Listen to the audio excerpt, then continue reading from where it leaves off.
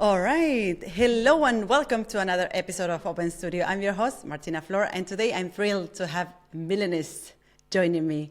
Milen is not only a calligrapher, but also the founder and editor of Calligraphy Masters, a movement fueled by a deep passion for preserving and promoting the art of calligraphy.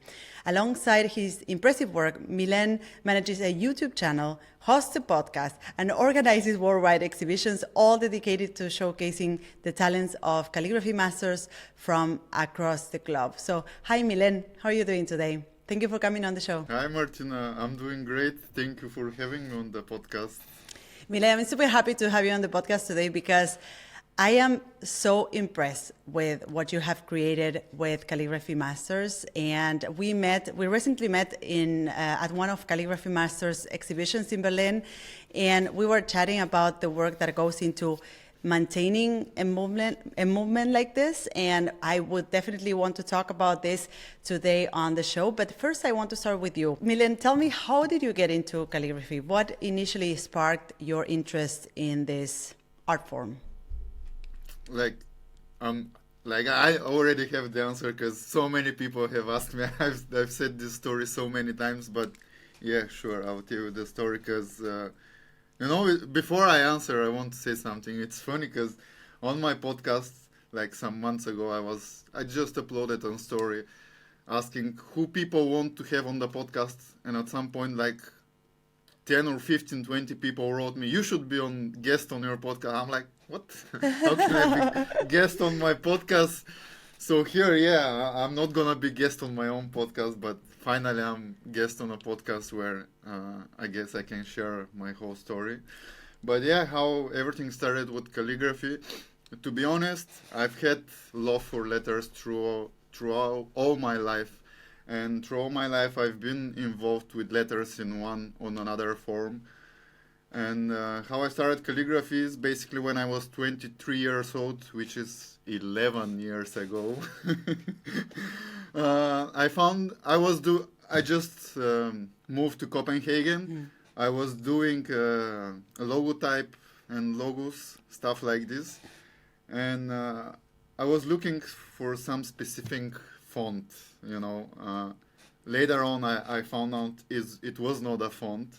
But while searching for this font, I discovered a video of Theo Swan. He had Pilot Parallel Pen review.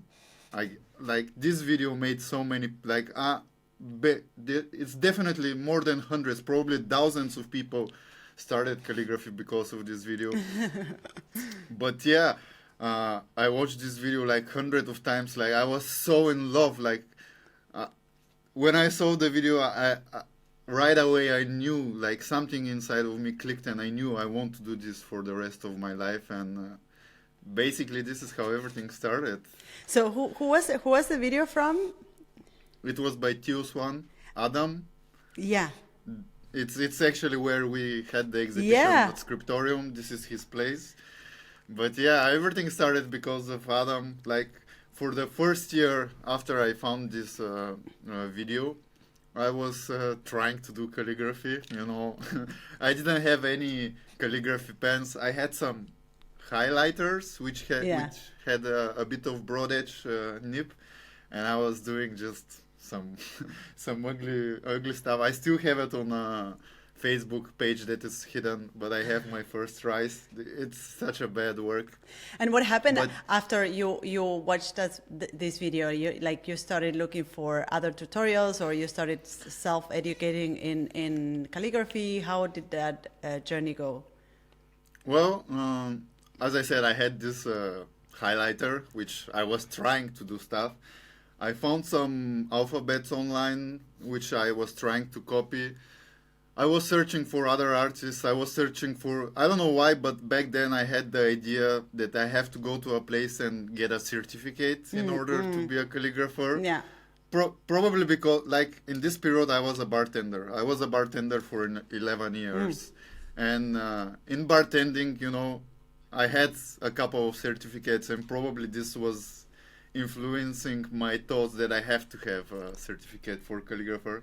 But yeah, I was searching place to do this classes or workshops. I was searching for other calligraphers. I was searching for information in general. And this is like almost a year passed, and I was very frustrated because I couldn't find almost anything. The very few websites that I could find about calligraphy, there were very old, outdated, almost no information.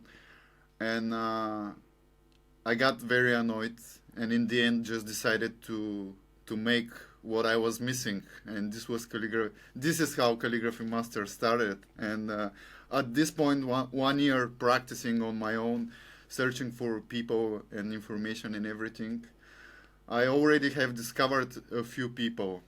This was like 6 or 7 people, and I had already the idea for Calligraphy Masters. And funny enough, the first person that I asked to be part of the crew was Theo Swan. Once he said yes to the idea, I wrote a couple more people, and I remember Jackson Alves and Pokra Swampas. They said, because I told them, Theo Swan said yes, and they were like, oh, if Theo Swan is in, I'm in as well. That's so good, and, Yeah. and it makes a lot of sense, like hearing where you're coming from and how you struggled in the very beginning with, finding resources and information about calligraphy. It makes a lot of sense that you started a platform like this. Now, for those that are listening and don't know Calligraphy Masters, Calligraphy Masters is an online platform, is an online community, but also is now a YouTube channel that showcases calligraphy masters from across the world, and it's really a remarkable initiative. It's now a YouTube channel with hundreds of thousands of followers. You have interviews, hundreds of interviews to calligraphy masters from across the world, right? Or would you like to tell me a little bit about what is Calligraphy Masters, and what are the numbers and the figures of Calligraphy Masters? Sure. Like, before this, I want just to clear something out, because I know a lot of people get confused that we are the people who are in we call ourselves Calligraphy Masters, and this is wrong. Like, the name was chosen simply because, I don't know, for a long time I was looking for a name, to put a name on this community, and a lot of names, they were taken. So I also use numerology. I'm a big fan for numerology. So, to be honest, I was trying to get calligraphy master, like one person, but this was taken. Like, there was a website, and funny enough, Calligraphy Masters was available. But the funny thing is that somebody has used it in the past, but not anymore. And Calligraphy Masters was okay for my numerology, so I take it. But the idea behind it is not that the people who are inside of the crew, like, we're a crew. I don't know if you're familiar with graffiti. Usually graffiti, they have crews, Yes. So that's why I decided to do something similar for the calligraphy.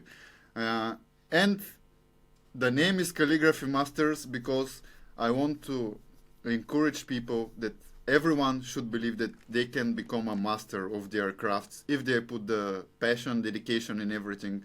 But please, people, keep in mind, it is just a name.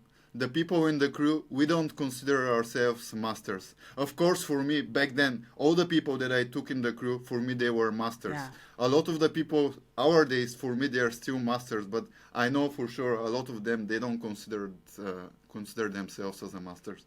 Of course, we have some real masters like Julian Waters, John Stevens, Paul Antonio. Like, there are people who, I'm not the only one who considers them as masters, but yeah, I just wanted to make sure that I clear out about the name, and and people get confused. I think I appreciate that, and also I think that as a name, it's very aspirational. It means that, as you said, that if you dedicate time and effort and passion, and you put passion into it, then you can become a calligraphy master yourself. Now, I I want to know a little bit about what is the step by step of building a platform like this one? Because I can imagine that now Calligraphy Masters has hundreds of thousands of YouTube followers, as I mentioned before, but I bet that you started with just 1 or 2 followers. So what's the step-by-step of building a platform like this? If you can tell from the very first stages to what it is right now to run a platform like this one. Yeah, sure. Like when I started it was officially launched 11th of January 2014. And I explained already what was the name about. But the main idea of creating Calligraphy Masters was to unite the community and to inspire people. Because back then when I watched the video of Tius one, of course something clicked and I knew that this is what I want to do for the rest of my life. But also something that really impressed me, and the way that this video inspired me, deep inside I was like, damn, like this is so cool. I want one day to be able to inspire other people the way this inspired me, you know? So for a lot of time, the main goals of Calligraphy Masters was to unite the community, to be able to provide resources, other calligraphers. But the main idea was simply to inspire people to write, you know, because this is another of the main reasons I started it, because you know in what technology-based world we are living, and it's becoming more and more technology. People are not even writing anymore, so those were kind of the goals of Calligraphy Masters. When I started 11th of January 2014, I registered the Facebook, Instagram, YouTube. There was also Tumblr, which I don't use. I had anymore. a Tumblr too. But I started only with the Facebook. I registered the other places simply because to have it registered and nobody to take the name. But we started on Facebook, and right away, I don't know, like I started with the people who were back then in the crew were Tius one, Matthias Wolski, aka WLK, Pokras Wampas, Paul Antonio, Jackson Alves, Martin Schmetzer, who is the hand lettering artist. He is not anymore in the crew, unfortunately, but still a huge friend to me. And myself, like those are like 6 or 7 people. This is how everything started. And I don't know, it just started growing like crazy. I didn't expect anything, you know. I was doing simply the thing that I was missing, and there was a lot of passion involved. It is still today, but it started growing like crazy, and this growth was inspiring me back to put even more work on it. Yeah. And I don't know, it's kind of it went very naturally, but I guess a lot of hard work, a lot of sacrifices. Sacrifices in means of I had to work all the time on this, you know, and summertime when everybody loves summer, you know. Yeah. People calling me, oh, let's go out. You know, I look out, it's amazing weather, but I was like, yeah, no, you know, I'm at home building Calligraphy Masters, and sacrifices in this kind of thing, like not going with friends out, not going doing fun stuff. I was simply working all the time, like it is today. Today is even more, because back then I was just doing it out of passion, and I was loving what's happening, like all the attention and the growth, but that was back then, like, yeah. And nowadays, well, it's a huge platform, and I can imagine that you have now another structure to run the YouTube channel and the community. So do you have a programming? Do you have a schedule of interviews? I see that you are posting content and interviews often. So how does this work right now? You know, it's been 10 years of Calligraphy Masters, and if I tell you the truth, you won't believe me, but there's never been a plan. There's never been a structure. Like I have basically, it's not really freestyling. It's more like I'm a very sensitive person in means of intuition, energies, and I trust my sixth sense, if you can call it this way. Yeah. And for a very long time it was working, but at one point, like, a lot of things start growing even more.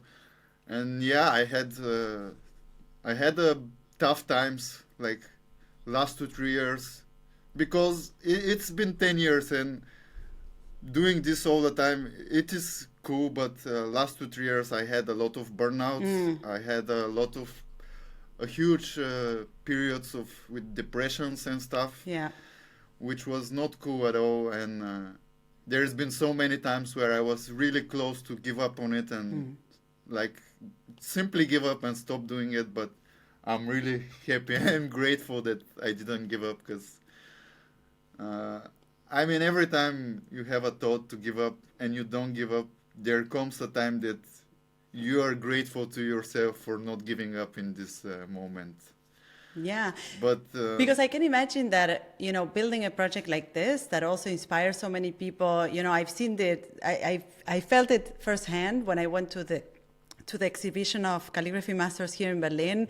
There's such a beautiful community, and you all know one another, and you all really appreciate one another, and there's something really valuable in belonging to a group of people that gets you. And I know that because I also belong to communities, and I also build communities inside my own company and my own academy. So I know how powerful that can be, and I know how much you get out of it. But being the one that kinds of like manages all this different stuff, I can imagine that is a lot. And I wonder, in the YouTube channel, you have featured. Yes. So for those that are watching, Milen wants to show me something, or I don't know what you're gonna show me now. yeah, because earlier you also asked me about the YouTube. Like, there was one reason only for me that I started YouTube, and this was the reason. You wanted one of those. So Milen is showing the plaque or the prize that you get when you reach, I think, how many followers you 100K? need? 100K. 100. Yes. Yeah. Now that you got it, are you going for the next milestone, or? Oh, this is long time ago, Yeah. But back then I'm still a huge YouTuber. Like, I love watching YouTube videos, but back then I was watching a lot of PewDiePie. I was watching a lot of Casey Neistat and a few other YouTubers. And seriously, this was the only reason I started YouTube. Like, because of this, I was pushing a lot. I was working like crazy. Like, this is one of the main reasons for the YouTube channel. That's so good. The funny thing is, I got my play, like, they give you at 100K, but I received mine when I had already 300K followers. So I had to request it. They didn't send it by themselves. It was kind of, I don't know, a funny story, but right now I'm gonna be giving away soon the plaque. Really? Oh my God. Yes. Okay, get ready. Yeah, it will be given away on Calligraphy Masters YouTube channel. I'm actually preparing the video from Berlin. It should have been up a few days ago, but I'm just super busy. Yeah. But once the video comes up, it will be explained how people can win this. Because when I told my friends that I'm giving away this, they were like, "What? Are you crazy? How can you give?" I'm like, "Dude, yes, this is the reason I started, but this is just some material stuff, Yeah. Generally, let's say I am, but I try to be a very spiritual person. I'm always trying to grow spiritually and stuff like this, and this is material things. Yeah. Of course, it was nice. Like, it is still a good thing, but after all, it's just something material. Like, it means something, but I'm pretty sure that somebody who is from the audience and receive this will appreciate it much more than me, because a lot of people, they would never get probably something like this. Not everybody is a YouTuber. Of course, if you're a YouTuber, it can take you weeks, months, years even to receive it, but there is a way to receive it. And I'm sure a lot of the audience, they would never be YouTubers, and I'm sure somebody who would never be a YouTuber will appreciate owning something like this much more than me. And you know, Milen, I think it makes a lot of sense because you are giving it back to the people who made it possible in a way, you know? Like, Yes, I think, exactly. yeah, I think that's a great idea. And besides, you know, having gotten this, which is a physical object that gives proofs of all the results that you generated with the YouTube channel. You also featured various calligraphers on the podcast as well, because you also run a podcast, and you featured a lot of calligraphy masters and calligraphers in the YouTube channel. And I wonder, what are some of the lessons or the most memorable lessons or stories that stay with you? Is there one or two that you know that stick in your mind that you would like to tell our listeners? Well, I'm happy to say that most of the podcasts are been truly pleasure. And I can tell if a podcast it's been good if by the end of the recording I'm smiling, you know, or I've been smiling a lot through the podcast.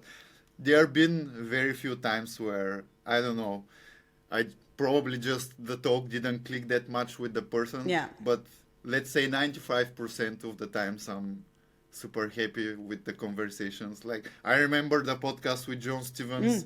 I was so nervous, you know. I can imagine. Because for me, he's a legend. Of course, now He is. I'm not getting like, let's say, not excited, but I would not get the same emotions because now he's part of the crew. Like, we've been communicating. It's just different. But back then, I remember the podcast started and I was so stressing. I was like, sorry, I just keep forgetting my questions and stuff. It's an experience. Yeah. It's an experience because just keep in mind, I've been 11 years a bartender. Like, and I've said this to many people. If a master or somebody who has been into calligraphy had started Calligraphy Masters, it could have been much bigger or much better. Or even somebody with money, because throughout those 10 years, 99% of the results there organic reach. Yeah. I almost never put money into advertising or anything like this. It has been always organic. Yeah. Like, and I have knowledge in nothing, you know. When I started Calligraphy Masters, if I need marketing, I go on YouTube, I learn. If I start a podcast, everything that I've done around Calligraphy Masters, I started from zero. I haven't been good in anything. I'm not professional marketing, I'm not professional community, I'm not professional business, nothing. Everything it's a journey for me. Constantly learning things, constantly growing and trying to improve. Well, but it seems that you are compensating that with the time and effort you're putting into it, and at the end is giving the results. At the end, the community is growing, the channel is growing. So you mentioned that you interviewed John Stevens. What are some of the things that, if you remember one special story or one special lesson that you learned from him or from any other that you interview in the podcast, what is one or two that stayed with you? To be honest, I wouldn't remember because this podcast with John Stevens was recorded back in 2020. Oh, God. Okay. And I released it like last year or the year before because I had... Like, it's happened a few times that I record a lot of stuff and my hard drive goes corrupt. Like, the podcast with John Stevens and some other podcasts, I thought I lost them for like almost a year and something. Somehow I managed to retrieve them, but it's been few times that work, like 5 or 6 months of work just goes away in a second because a hard drive burns, my computer burns, something like this happens, you know. So this happened for like 2 or 3 times already. And I'm more protective now. I have 2-3 different hard drive, external hard drives. I'm trying also to release as soon as possible the stuff because you said I'm posting constantly, but last year it's been so busy year for me, and I had podcasts which were been waiting for a year and a half to be released. Yeah. And in December I was like, man, I don't want this to continue. I want to release everything that's been holding me and to start the year clear, you know. Yeah. And yeah, that's why I released all the podcasts. Usually they're supposed to come one a week, but I released them all, and now I've been 1 or 2 weeks without a podcast. I tried earlier today to record one, and it's as I said, I couldn't record it for some technical issues. There is always something funny going on. Like, people don't see it, but sometimes I'm chasing guests for months and months. Trying to get them on. Usually they are up for it, but time difference. Oh, yeah. People also busy with projects. It could be tricky. It could be very tricky. I can totally relate to that, Milen. Being someone who also runs a podcast, I know how much work goes into it that goes unnoticed, and I know how much work goes into scheduling calls and time slots or recording slots, how much work it goes into editing and promoting the podcast and everything, because at the end, you want to honor the person that takes the time to talk to you and to be on the podcast. So you also want to promote the podcast or the episode properly so that the person gets the attention that they deserve. And I also know that, it's funny because recently I listened to one of my latest podcast episodes myself, which is something that I never do.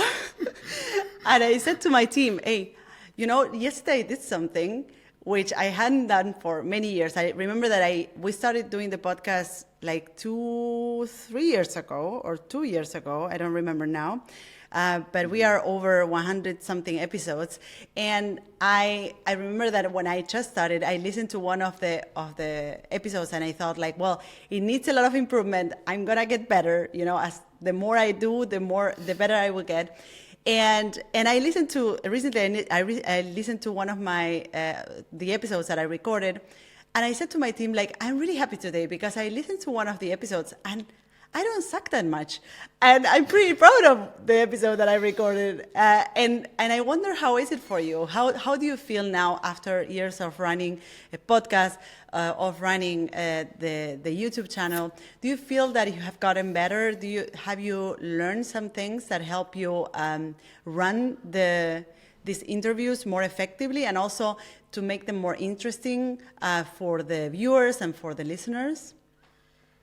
Well, first of all, I want to say you have more episodes than me, even though I started the podcast earlier than you. But as I said, I'm doing some periods where I don't do anything. Second of all, I wanted to ask you if you do everything by yourself, but you just mentioned you have a team. Yeah, I don't do everything by myself. Well, that's the difference with me. Everything that goes around Calligraphy Masters, everything, it's done by me. Yeah. Which this is a huge issue. Like, it's not an issue. It's just things could be happening much faster and easier if I had a team. But at the moment, still, I'm doing everything by myself. Yeah. About the podcast, I can see that I improved in terms that I'm much more easy to talk to people, to ask questions. Also, sometimes, a lot of the guests, they never done a podcast, and a lot of the people are nervous. And something that I'm happy, somehow, I don't know how, I've learned to make the guests feel comfy and to open up. That's Sometimes they open so much that in the end of the episode, when we close, they were like, oh, I'm not sure if I should have said this. You made me open up. And I'm like, just leave it, Like, people need to be themselves. Like, Yeah. But otherwise, I'm not happy with a lot of things. I'm still not happy with quality of video. Sometimes the microphone. But I try to not worry about those things because it's much more important to have something and put it out than be willing to make it perfect. This perfection can hold you for a very long time, and perfection sucks. I'm pretty sure a lot of people, especially artists, everybody wants to present their self in the best possible way. But everything that I've been doing with Calligraphy Masters, no matter the podcast, Instagram, YouTube, it's the opposite way. Yeah. I might produce shitty content, but I'm producing constantly. Yeah. And I might be improving slowly and small, but I'm putting out work. And you never know. Sometimes the shittiest content, the ugliest thing can bring you such opportunities that you cannot imagine. Absolutely. And You can be working on a project for months in your head to be perfect. You're satisfied. You release it and nothing. You know, the majority of times when I do something and I'm satisfied, I'm happy and hype, I'm like, oh, nice. I release it, nothing happens. And so many times there is something I'm about to post, I'm like, I'm so unhappy with it. I'm like, man, I shouldn't. I post it, people go crazy. Yeah. So what I can tell to people, post a lot.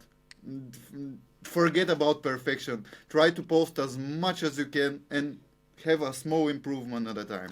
Absolutely, I cannot agree more, and I think that's such a good reminder for those listening. I think that it often goes unseen the power of taking action and the power of doing things and getting that feedback that is essential for you to get going. You know, to continue making stuff, because if you don't know how that is gonna impact an audience, if you don't know, I mean, until you don't do it, until you don't put it out there, you never know. And whatever you get in return as feedback is something that is information that you can use to create the next piece or to create your next project, right? So I always say, like, yeah, put it out there, and as you said, fuck perfection, and just go ahead and do it.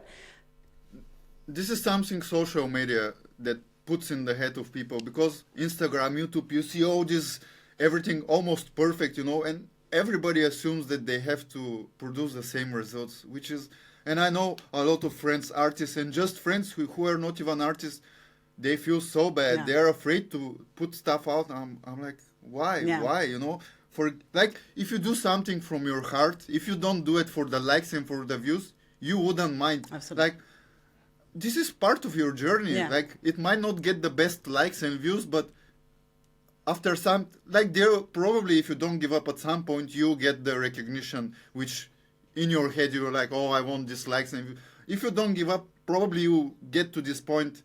But if you've been putting out this content, it will show not just shitty stuff, but it will show your journey. Yeah. You know, nobody is perfect. Nobody is born perfect with perfect skills, and it's amazing to see somebody's journey. Yeah. Sometimes bad stuff comes out. You cannot produce every time the best things, but it's part of your journey. It's part of who you are. Yeah, and also I think it's important to.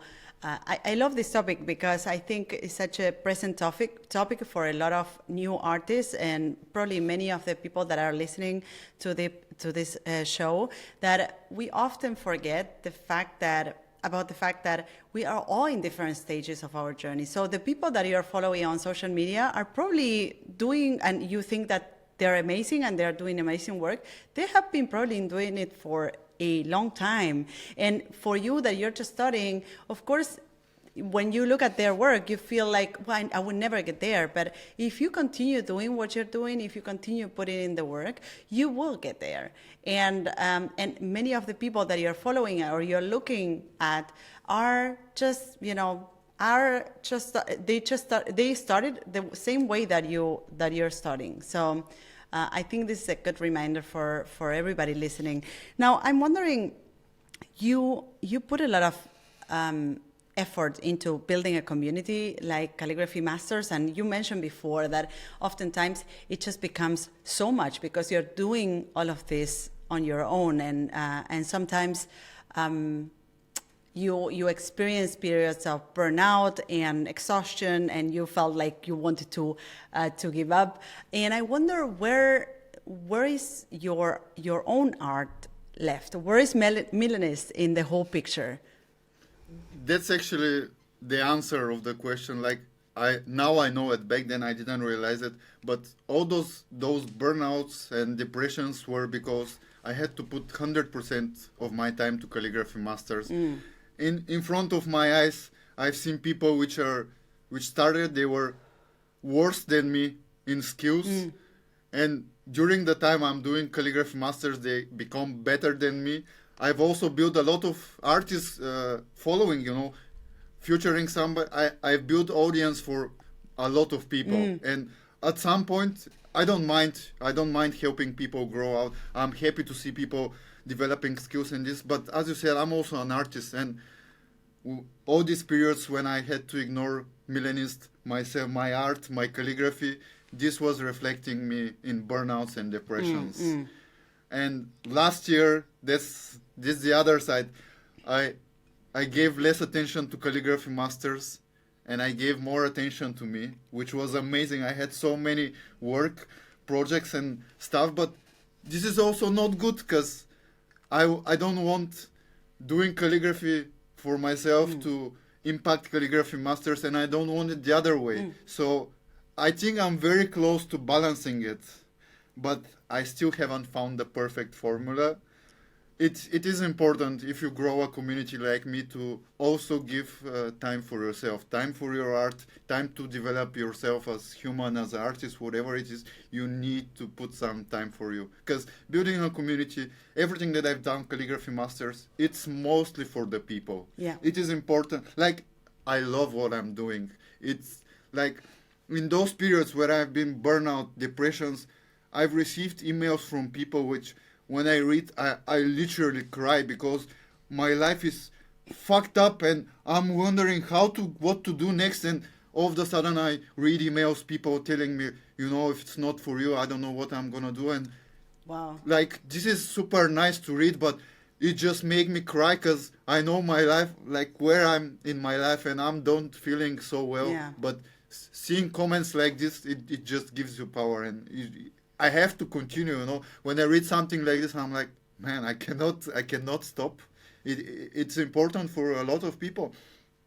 And funny thing, for a longest time I was just working and producing, and at some point I'm looking, there's like 400-500K followers, and I realized that this is also responsibility. of course. I cannot just keep posting stuff if it's not good enough, or if it's just my thoughts. Like, the bigger it becomes, also becomes a lot of responsibility. Of course. Like, and do you feel like you're finding a balance between like giving out to the community and still taking care of yourself as an artist and your work? Have you achieved that balance, or?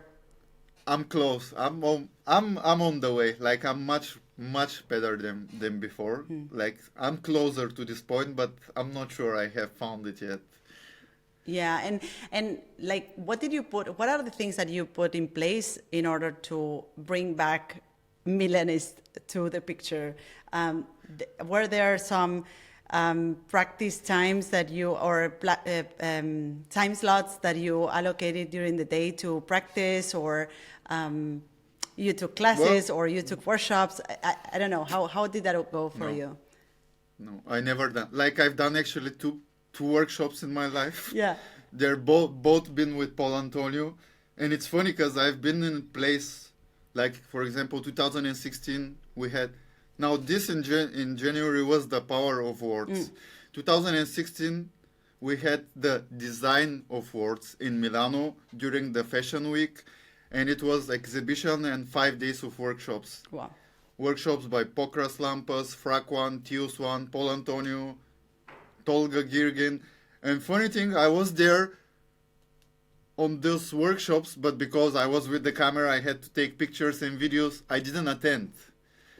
So in my life, I've done only 2 workshops. But to answer your question, sometimes I've been like 9-10 months without writing anything. And what I do is just simply, I'm like, okay, I know I have a lot of things to do for Calligraphy Masters, but today I take day off from Calligraphy Masters. I just sit and write. That's so good.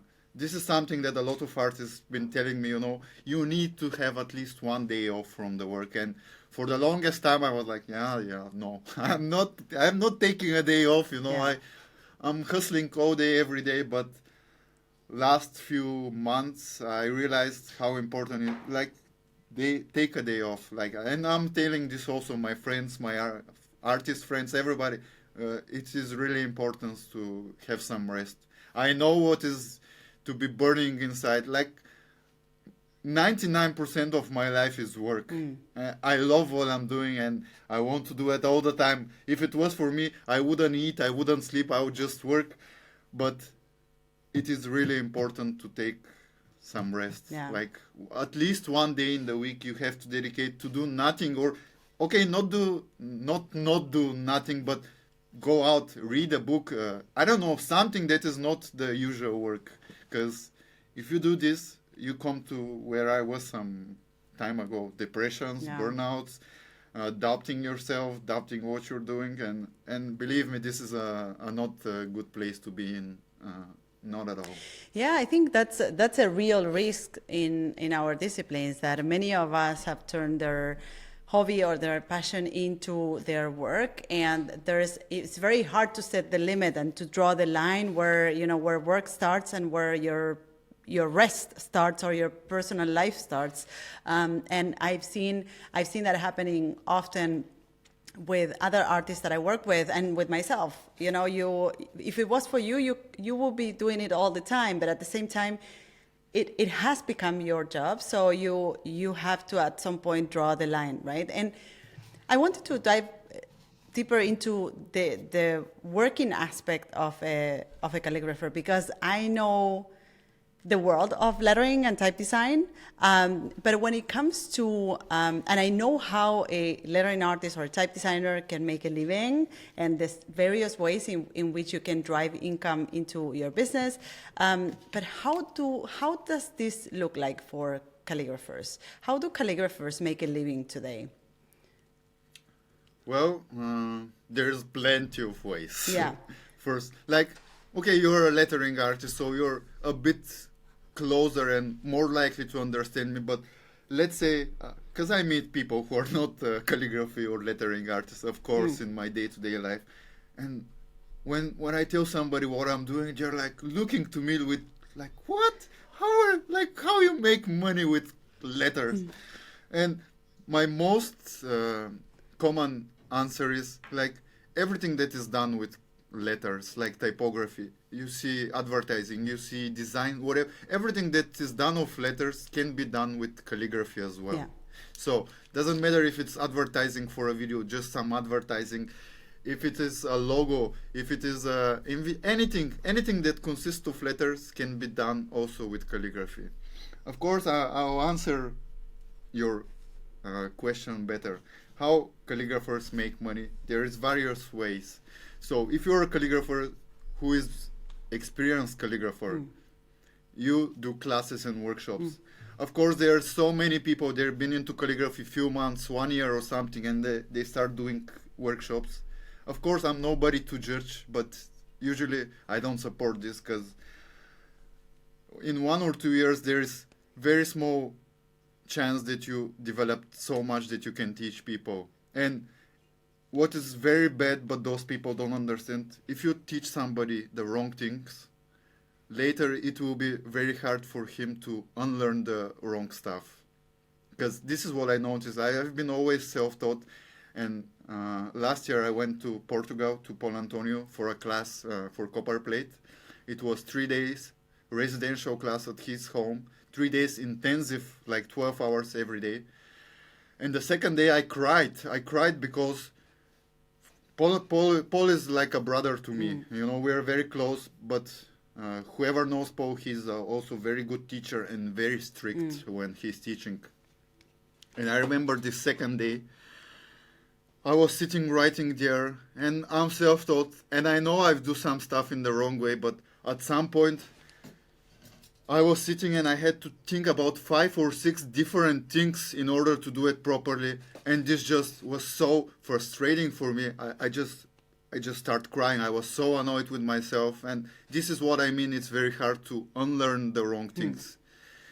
So people, if you're thinking to attend a workshop, make sure that you are attending a workshop with somebody who is experienced, who is not just a few months or 1-2 years into calligraphy. Of course, there is a chance for people that are 1 or 2 years into calligraphy to be attending a lot of masters and to learn the proper way and to be able to teach you. But I think the chance for this to happen is it's very small. Every time, make sure you attend a class with the proper people. Yeah, sometimes I actually always think that, there's always that someone that is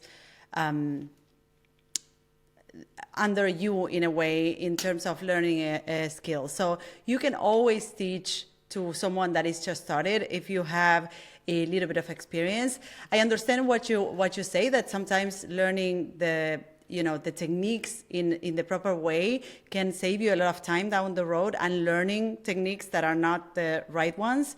At the same time, sometimes I think that, and I know that you're passionate about calligraphy, and you also are surrounded by a lot of people who are really masters in calligraphy, because it's true that you have created a community that makes place for everybody, but at the same time, the people that are featured inside Calligraphy Masters are people that have been doing calligraphy for a long time and that have reached a very high level, right? And this is not always the case. Oh, for sure. Sorry to interrupt you, yeah. but that's also the reason some of the real masters, they don't like Calligraphy Masters, because of course I share a lot of work of masters and very skilled calligraphers, but for me, I've shared a lot of work of beginners, also, because I'm not like in this mind that some masters have this mind. I won't mention names, but I've been contacted by masters and they're like, please don't feature me anymore, because a lot of the work shown there is not good enough. And for me, this is such a snobby thing to say. That's why I'm not mentioning names. I don't want to be in beef with anyone. For sure. I love and support everyone in the community, every calligrapher. I might not like something like what I said, but I'm okay. I understand why this person is this. And it's no problem for me. Yeah. But I don't have this. For me, it's important to future as a master's work the same way as people that are not so skilled. Yeah. For me, it's important just to like, to what I see, to like it, and that I think it will inspire some people. For sure. That's why you can find masters future, but you can also find people that are not that skilled. Yeah, and I think that's really valuable. That also seeing, being able to see that you're featuring people that are just starting or that are in the beginning of their journey. It's also encouraging for someone that is just starting. And I also think that not everybody wants to master something. Some people do calligraphy because they enjoy it and they want to do something on the weekends or whatever, and they enjoy like using their hands, and that's totally fine.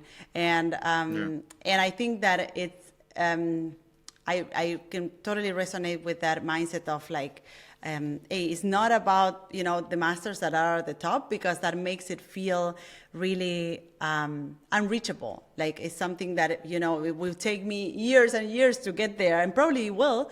But at the same time, showing beginners or people who are just starting in their journey encourages those that are, getting started to say like, hey, maybe in a few months, a year, I will get there. So you were mentioning that you were talking about the different ways of making a living as a calligrapher. Yes, and I mentioned workshops, classes. What else? Yes, this is one of the things. Let's say, for example, Susan Cunningham. She does a lot of addressing envelopes and what is called wedding invitations, stuff like this. So this is another way. Another way is to do logo designs. Another way is to do tattoo designs, which last few years become more and more like people are getting to this. Other thing is simply do clothing designs. This is also a lot of people have interest, like people are contacting for designing for their clothing. And here is the moment to advertise something, For sure. plugging. Bring it in. This is something I haven't released. Good. It's probably coming out today or tomorrow. And this is limited edition 99 t-shirts with the prints Ooh, so good. the one that we released for the first time in Berlin. So for those that are listening and are not watching on YouTube, so Milen is wearing right now a T-shirt with the Calligraphy Masters monogram, which is beautiful, and the power of words on one side and the monogram on the other side. And in the back of the T-shirt, he has the alphabet that they created for the Calligraphy Masters exhibition for the 10 years of Calligraphy Masters, right? And it's like an alphabet, which each one of the letters is created by each one of the featured artists, right? Yeah. And it's beautiful. So go get it on, Yes. where is it? It's calligraphymasters.com. Yes, calligraphymasters.com. And for your audience who is listening, you can use code CM10ANN.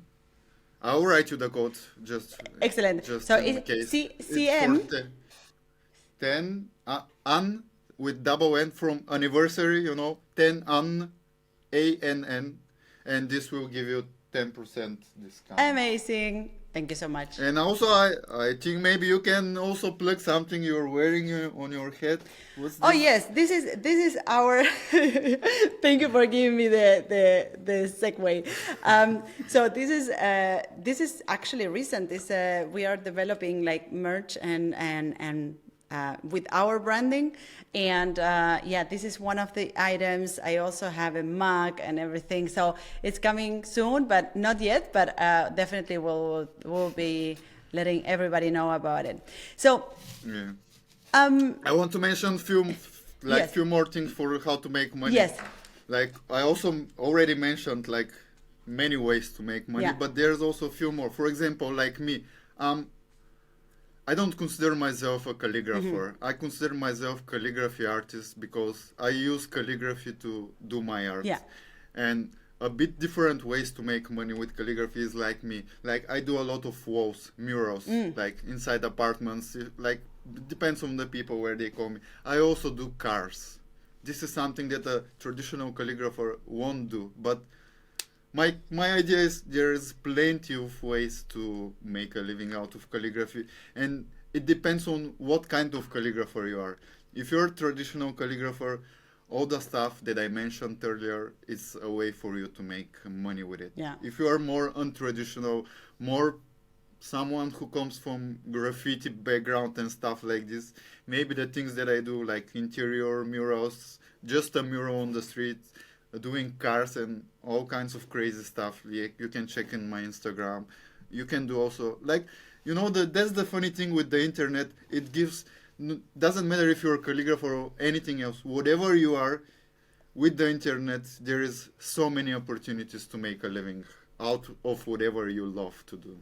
Thank you so much. And I think these are great hints and great ideas for those that are listening and are thinking, hey, I want to find out if I get into calligraphy, if I start doing this, what would be a possible way of generating income with my art. And I want to go back to something that you mentioned before.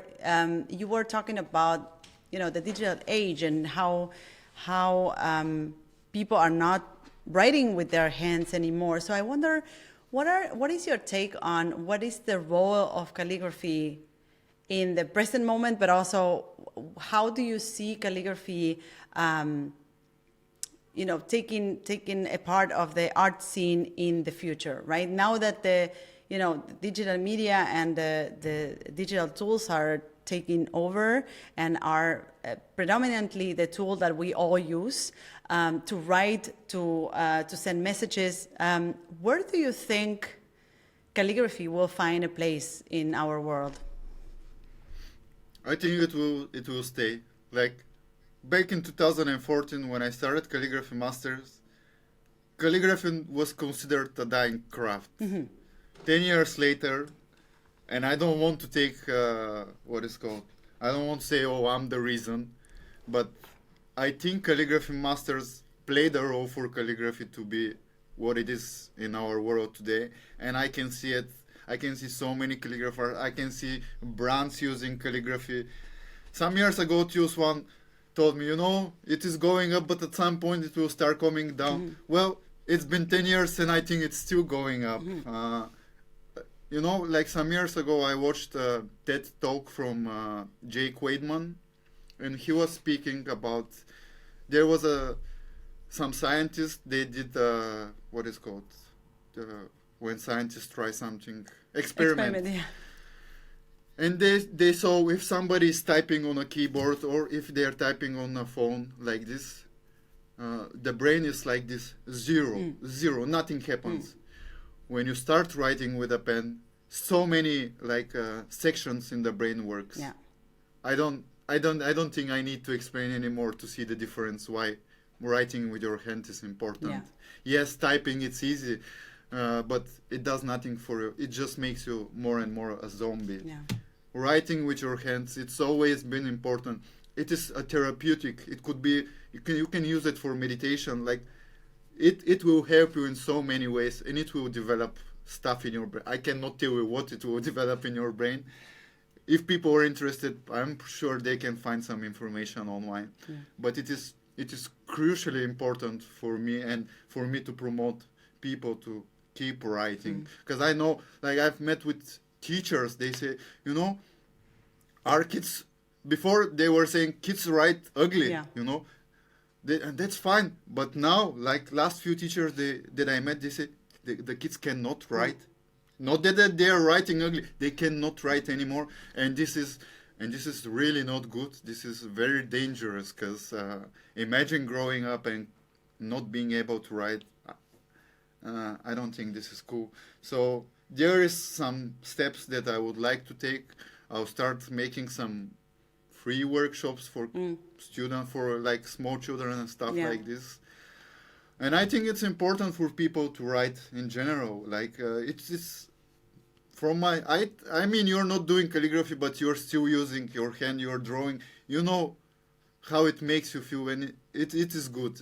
It's something that's from the past, but I know a lot of things from the past, they disappear, but calligraphy and lettering have to stay, people. Yeah. Listen to this. I'm also very positive about the future of calligraphy and handcraft in general, because I feel that even if the rise of technology and technological tools is a fact, I think that even opens up a bigger opportunity for a craft like calligraphy. It will make calligraphers play a crucial role for creating things that are unique and that are, custom. And I think that if anything, the art of writing will live through calligraphers and the unique craft and the unique art that they create. So I was thinking. Can I just mention something? Sure. Because I'm also interested in this topic, and I've also spoken with people. Yeah. And for example, because for the longest time I was very against people doing iPad calligraphy, and I've spoken with many people, and some of them told me, "Oh, but we don't use paper and blah blah blah." And for example, I also spoke with John Stevens about his take on we actually use paper, and this is like wood, and he was like, well, but this is already a paper that's created. Yeah. And back then I was like, yeah, that's true. But I realized, no, this is not true. Like, yes, the paper is created, but it's created because people buy it. And if you keep buying paper, they will keep producing. Mm-hmm. So in this way, we're not useful for the earth. That's why what I started, when we created the second alphabet print, every time that I sell a print, I put a small amount of money for 10 trees to be put up in the earth. Yeah. So, and I think this is crucial for all calligraphers and lettering artists. Yes, we need paper to write, but it doesn't cost you much to put some money, donate some money to, I'm sure there's plenty of causes that work with planting trees. And I think nobody's speaking about this. I've spoken with many people. I don't want to say that I'm the only one concerned about this, but it is important that I know how much paper I use. So something that I want to ask all calligraphers and lettering artists, people from time to time, put aside $10 or $20. It's nothing for you, but $10 or $20 could be 50 or 100 trees, Yeah. And this is a huge difference. Yeah. That's the thing I wanted to say. That's so good for you to send a reminder. And going back to what John Stevens was saying is that, which just came to my mind, in a way, paper was also technology back then. Right now, paper is something that it's given, but every new tool, every new tool that we use is technology. Nowadays, for us, a new tool is the iPad or a new app that you can download on your iPad. But back then it was having, a piece of paper where you can write and draw. Yeah, that's true. And I think that as long as there will continue to be new tools, there will, the art of calligraphy will evolve with that, right? And what you were just saying about that in the beginning you were a bit resistant about the use of the iPad to create calligraphy. You can also create pretty great stuff, like very different stuff from the ones that you can create with the technology like paper and ink, right? You know why I was against it? Later on, I realized I was not really against the iPad, but when the Procreate came out, all of a sudden there was full of people doing amazing stuff, but it was digital, Yeah. and this is fine. But I was against people who are beginners to start using the iPad Pro, and in their mind, okay, on the iPad it's very easy to produce something nice. So I was against this. Like, of course, if you have already the skills and you can do it in paper, iPad Procreate is just another tool. I'm fine with this. But if somebody is a beginner and he starts with the iPad, I'm against this. This is a big no-no. Because on the iPad, you create something really nice, but let's say somebody asks you to make it on paper, and what do you do in this moment? Nothing. You can't do it. Yeah, I mean, there's also, I'm passionate about this topic because I also open or change my mind about this in the past years. I see more and more artists that are married to a certain tool and a certain media, and that's totally fine because as long as they feel comfortable using that and they can create their best work using that tool. I think everybody is free to use any tool they want. But at the same time, I totally understand where you're coming from because also you are so deeply connected with the craft, the traditional craft of calligraphy. And I see also value in learning the fundamentals, starting from scratch, starting with the basics. And I know that for calligraphy, the basics are, pen, ink, and paper. Yeah. So this is a perfect segue to what I wanted to ask you. I'm thinking that those that are listening are, they feel very inspired by your passion for calligraphy, and they're wondering, okay, if I want to get started with this, what is it? What are my next steps? What are the things and resources and practices that you would recommend for beginners nowadays? Yes, of course. So there is two ways you can start. Like I'm prepared for those questions because this is one of the pluses of running Calligraphy Masters. I'm constantly receiving questions, Yeah. and a lot of them are similar, so I know how to respond. So there is two ways to start. Unfortunately, there are people who don't have money and cannot afford stuff. And to be honest, to be a calligrapher, this is not the cheapest hobby. Let's say this way. But if you don't want to spend money, there is a way. If you don't have money, the way to start calligraphy is you go on YouTube, go on Calligraphy Masters YouTube channel. There is so much videos that can help you start. You don't need fancy tools. You can start simply with a pencil or two pencils. If one pencil, if you want to write pointed nib calligraphy scripts like copper plates, Penserian, and if you want broad edge scripts like Fraktur, black letter, and all these others, you just tape two pencils together and you have a broad edge nib. Yeah. The other thing is you can find still there are some free books online, which is also for free. In general, we live in technology-based world, which has a lot of minuses, but this also gives you pluses that all the information is out there.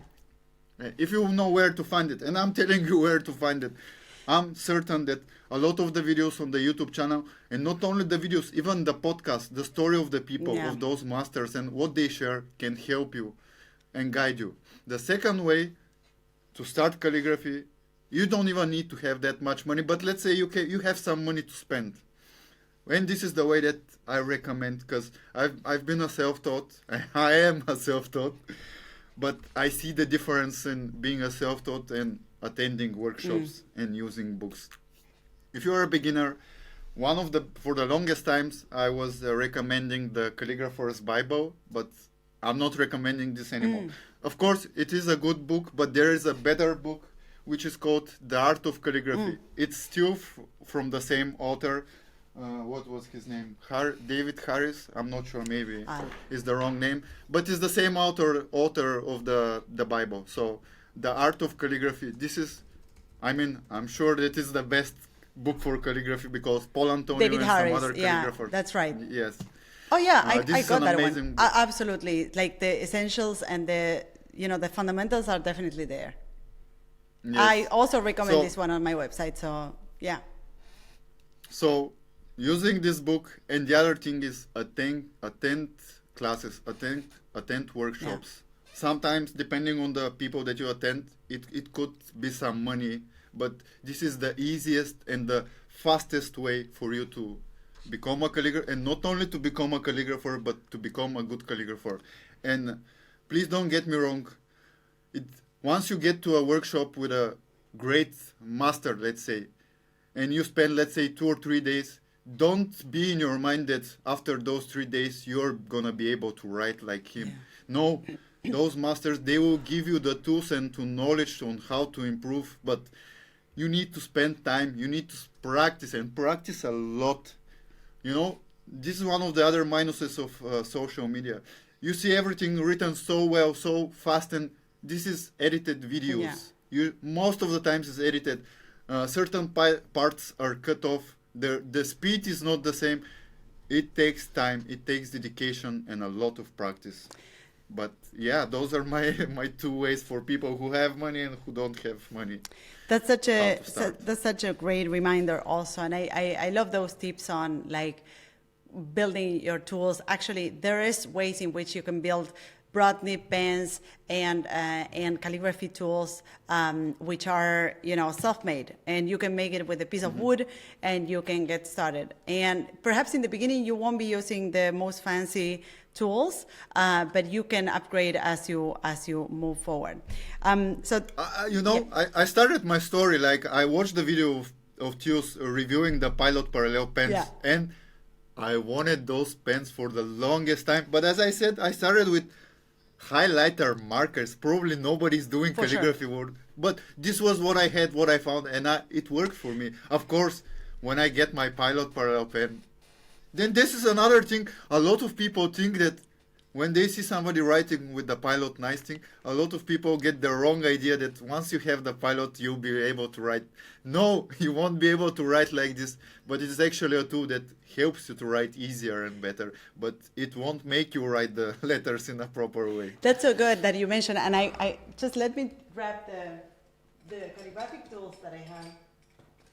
So I'm not a calligrapher, but I've done calligraphy, and I think I always say that a smart lettering artist has a set of calligraphic tools in their toolbox, and I do have some of them. And for those that are wondering, like, what does a cost-efficient tool looks like?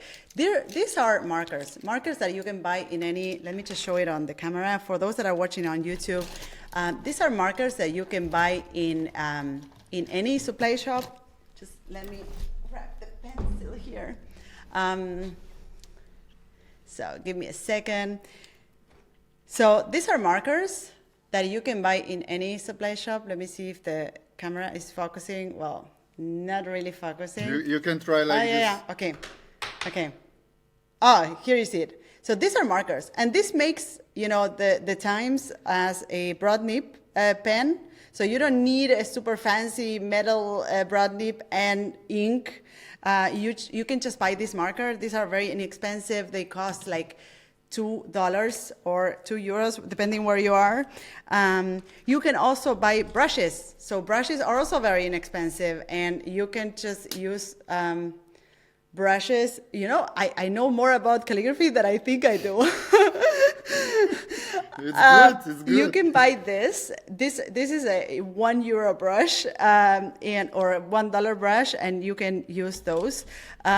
You can also, as Milen said, you can also get two pencils glued together with a how do you call it? Scotch tape? You can use tape. You can use just a rubber band. There's so many Absolutely, ways. and this makes the times of a broad nib calligraphic tool. So there's various ways to get started with like $0 or $1, but and then you can just use copy paper. This is what I also say when it comes to learning lettering. You just need a pencil and copy paper. Nowadays I know that for calligraphers that's a different story, but nowadays I use copy paper to create my sketches. I don't use a special Hahnemühle paper or whatever. Talking about this, I just remind some. I've been willing to do this video for more than 5 years on YouTube. I never done it. It's gonna be called the Infinited Practice Sheet. I'm gonna show you something, which is also, this costs probably around, I don't know, it might be even cheaper now, maybe more expensive, but let's say I get it for $10. Yes. This is something, I don't know, Chinese or whatever. Yeah. And this is the sheet. You can use just a brush or some marker, and what you use is water. And once you write with the water, it's like ink. And once so good.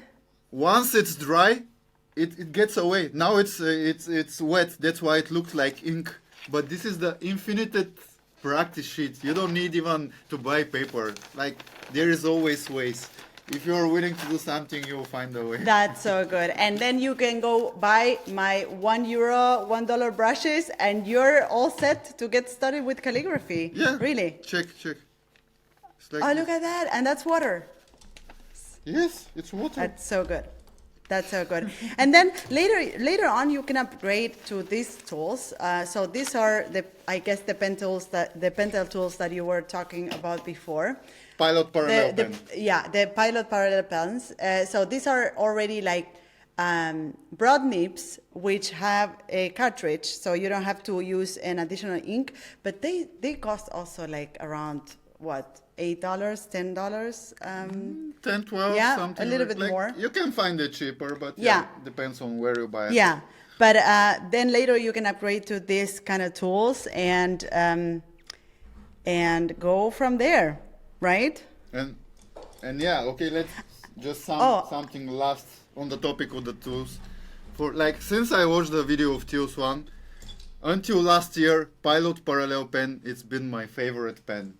And I say until last year because no affiliation in this video. No. Yeah. It's no affiliation. I'm simply like. No. I know that you mean it. Yeah. This is the Pratic pen. Of course, I helped Pratic pen a lot to build as a brand, but in the beginning, his pens were not this good. But believe me, especially this series, it's a T series. It has like this in the middle. Yeah. So this is triple. This is the best broad edge pen. Like if you've written with a Pilot, you know how sharp Pilot writes, but this writes even sharper than a Pilot. And I'm using this pen like 99% of my time, like the last months. Like I almost don't use Pilots anymore. Oh, so good. Pratic pen, definitely recommend it. Amazing. And then you can also build tools yourself. This is a ruling pen, and these are kind of professionally done. These were made by Shani and Gishe. They're a friend of mine. If you're listening to this, then I still have your pens. These are kind of very well done, but you can do those with cans, with like Coca-Cola cans or whatever. Cola pen, yeah. But this is actually not. I mean, it's in a way true, but using a cola can, it's not good. The metal, it's very thin. It's wrong.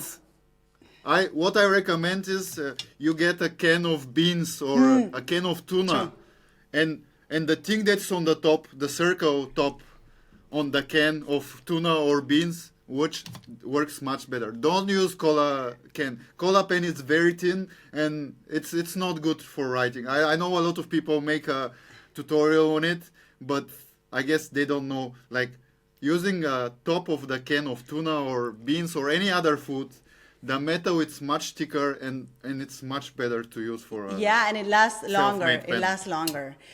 So the Yeah. last one I wanted to show is this pointed brush, which is This is a brush pen. yeah, which is a brush marker actually, and these are Yeah. also very inexpensive. You can buy them anywhere, and then you have a pointed nib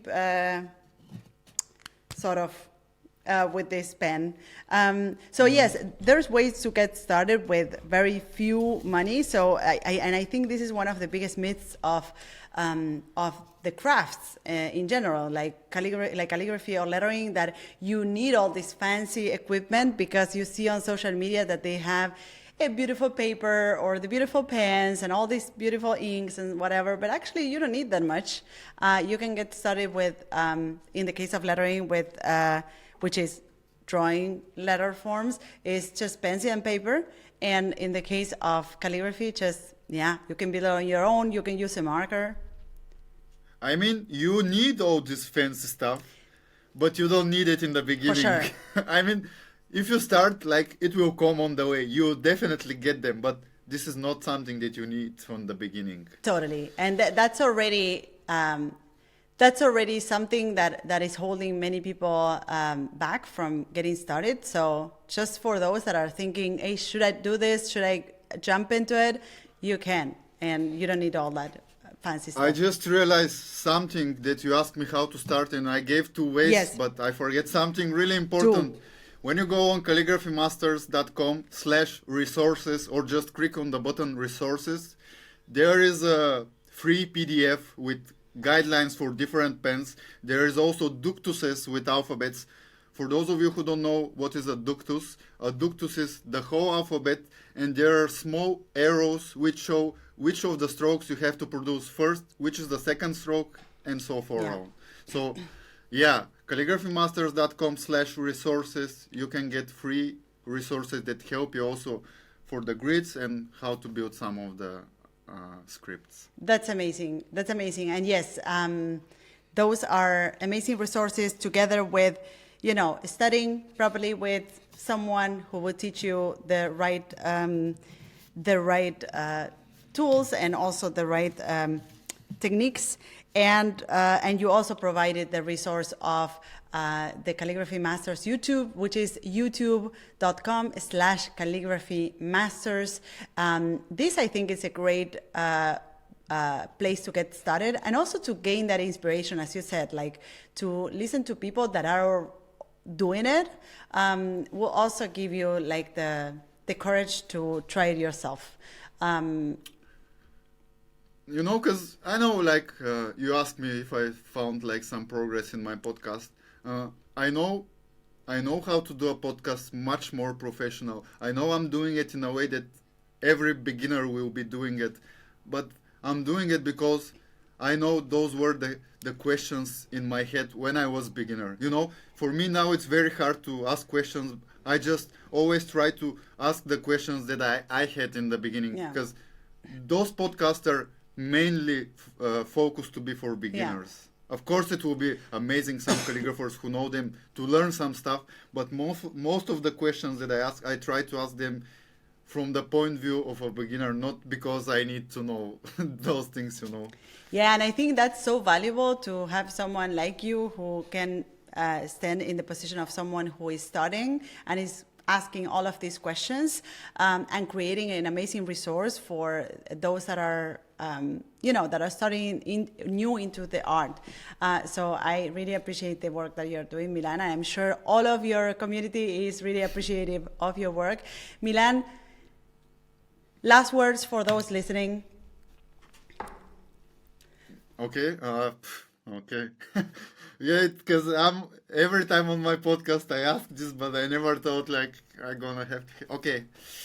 Last word is, if you want to do calligraphy, or maybe if you just have started, my advice is follow your heart, don't give up, and be dedicated and don't give up. Like, this is probably the main thing. The most important thing is to be persistent, dedicated, and to not give up. Maybe I should have thought of something better to end this, but seriously, those are the three things in my mind that are the building base for you to be a successful calligrapher.